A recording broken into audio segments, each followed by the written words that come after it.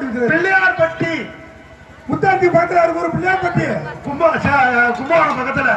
கும்பகோணம் பக்கத்துல தஞ்சாவூர் போற வழியில. தஞ்சாவூர் போற வழியில பிள்ளையார்பட்டி. பிள்ளையார்பட்டி. ஆமா. அங்க எத்தனை ட்ரெயின்ல வந்தாரா, நடந்து வந்தாரா, பஸ்ல வந்தாரா? எல்லாருக்கும் ஆசீர்வாதம் கொடுக்க வந்திருக்க. கொடுக்க வந்துட்டாரு. ஆமா. வேலை ஆகாயமா எடுத்துட்டு வந்திருக்காரு. ஆமாமா. சரிங்க.